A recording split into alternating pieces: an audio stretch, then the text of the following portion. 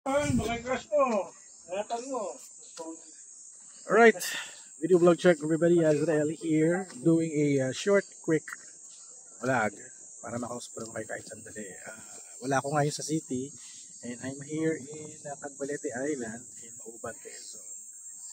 At we're here kasi it's the Maubanog Festival ng Mauban, Quezon. At it's my first time to visit Mauban, Quezon.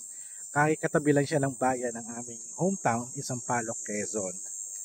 Grabe, all of my life, hindi ko alam, napakaganda pala sa Mauban. Very progressive, unlad, para kang nasa city, hindi siya mukhang probinsya.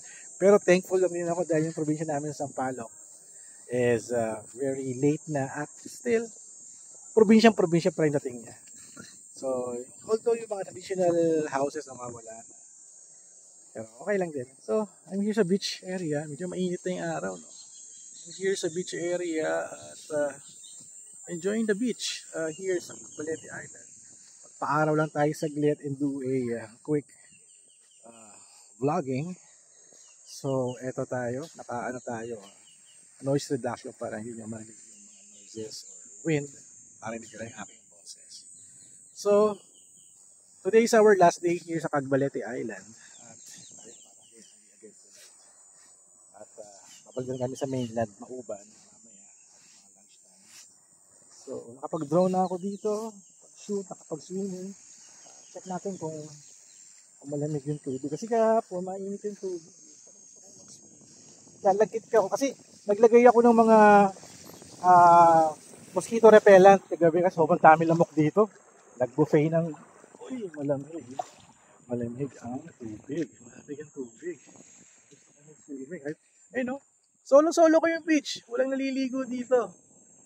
Solo-solo. So nag-cover ako dito ng event dito sa Mauban. Nag-drone tayo dito with the DJI Neo. I'm vlogging now with the Honor Magic V3. Yung main vlogging ko for the entire trip is the Oppo Reno 13 5G. Kasi that's my new partner in vlogging. Ito kasi na camera ng Oppo eh. Although pag mga ganitong style, may noise reduction. Siyempre, Honor tayo. Honor. Dala ko rin yung Honor 400. Uy, may uwak! Kumahan ba? Kumahan ba yung uwak? Ayun, sa likod ko. Wala. May uwak. Okay tayo makapag-drone pag ganyan may mga ibon-ibon dito. Alam ng tubig, mainit. Mainit. At hindi ko alam kung maliligo pa yung mga kasamahan ko. So, try ko ma-edit tong video pag uwi. Pero I'm uploading some of the clips ng mga festival highlights. Para mapanood nyo kagad, no? Lalo na yung mga taga-Maugno.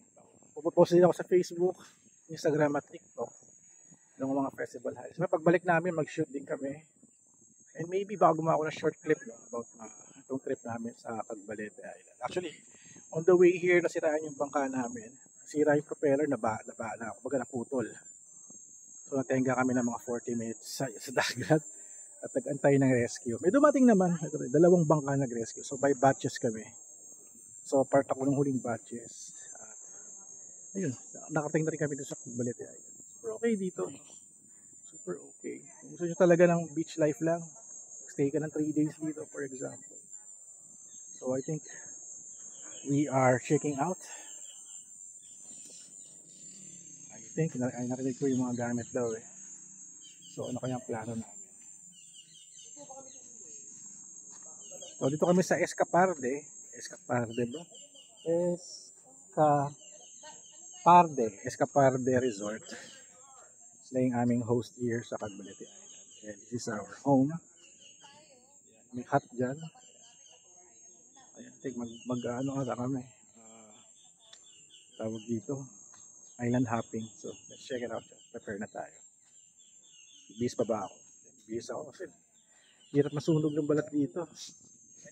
Alright, so that's it. That's a quick vlog lang para at least makapag-say hi ako sa inyo. Kita-kits.